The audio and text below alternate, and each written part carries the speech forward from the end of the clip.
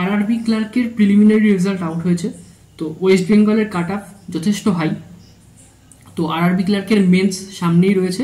তো RRB clerk মেন্সের যে GA সেকশনটা আছে সেটা নিয়ে আমি কিছু ইম্পর্টেন্ট কিছু কথা বলবো। তো যারা একদম চ্যানেলে নতুন তারা অবশ্যই চ্যানেলটাকে সাবস্ক্রাইব করে দিও। ভিডিও ভালো লাগলে একটা অবশ্যই লাইক করো, আর ভিডিওটি যদি তুমি কিন্তু অবশ্যই শেষ অবধি তোমায় দেখতে হবে, তাহলে কিছু ইম্পর্টেন্ট কথা তুমি এই ভিডিওর মাধ্যমে জানতে পারবে। তো যাই হোক, আরআরবি ক্লার্ক মেন্সের জিএ সম্পর্কে বলার আগে আমি বলি যে কিছু এই 29 তারিখে আমাদের আরআরবি পিও মেন্স ছিল। তো সেই পরীক্ষাটা আমি দিয়েছি। তো সেখানে আমি কিছু জিনিস আমি লক্ষ্য করলাম। এই জিনিসটা আমার এর আগেও আমি লক্ষ্য করেছি আরআরবির ক্ষেত্রে, মানে পিও এবং ক্লার্ক এই দুটো পরীক্ষার মেন্সের ক্ষেত্রে আমি বরাবর দেখে আসছি যে যে কোশ্চেনগুলো আসছে, মানে মেন্সের যে জিকে এর পোর্শনের যে কারেন্ট অ্যাফেয়ার্সের পোর্শনটা যেটা থাকছে, সেই প্রশ্নগুলো কিন্তু বেশিরভাগ আসছে, মানে অনেক প্রশ্ন কিন্তু আসছে মার্চ মাস থেকে। ঠিক আছে, ফেব্রুয়ারি মার্চ এই দিক থেকেও কিন্তু আরআরবির এক্সামের কিন্তু কারেন্ট অ্যাফেয়ার্সটা কিন্তু কভার করে। ঠিক আছে, ধরো আজকে সেপ্টেম্বর মাসে আমাদের পরীক্ষা হলো।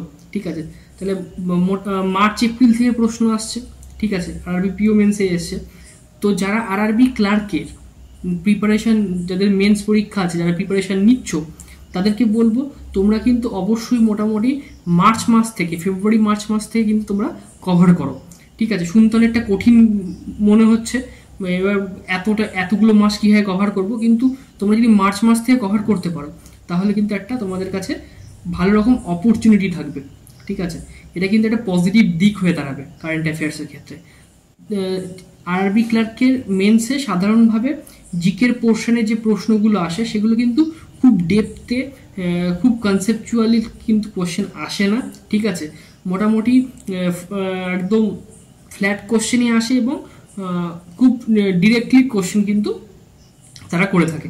ঠিক আছে, আইবিএস থেকে এটা কিন্তু হয়ে থাকে আরআরবি ক্লার্ক মেন্সের ক্ষেত্রে।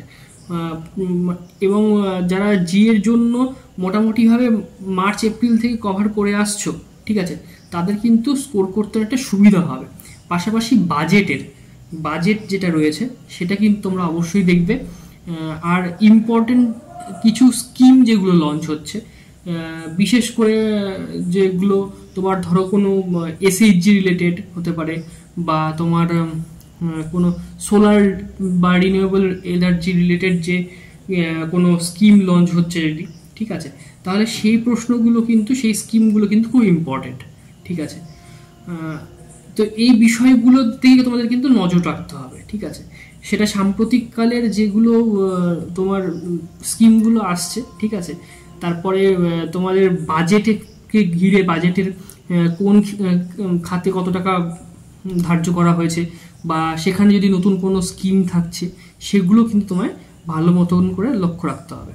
তো আরআরবি ক্লার্ক মেন্সের জিকে পোর্শনটা তুমি যদি এইভাবে মোটামুটি তৈরি করতে পারো, সেক্ষেত্রে কিন্তু তুমি ভালো রকম স্কোর করতে পারবে।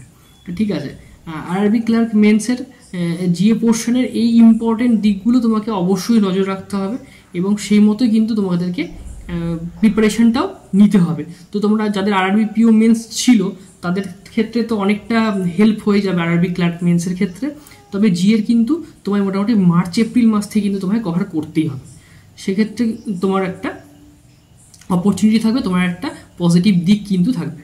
তো যাই হোক, ভিডিওটাতে এই ইম্পর্টেন্ট বিষয়টাই বলার ছিল। তো ভিডিওটাকে বেশি বড় করছি না, এই অবধি রাখছি। তো যারা চ্যানেলে নতুন অবশ্যই চ্যানেলটাকে সাবস্ক্রাইব করে দিও, ভিডিও ভালো লাগলে অবশ্যই একটা লাইক করে দিও, আর বন্ধুবান্ধবদের সাথে এই ইম্পর্টেন্ট টপিকটা কিন্তু তোমরা শেয়ার করতে পারো। তো যাই হোক, আজকের ভিডিওটা এই পর্যন্তই, দেখা হচ্ছে নেক্সট ভিডিওতে।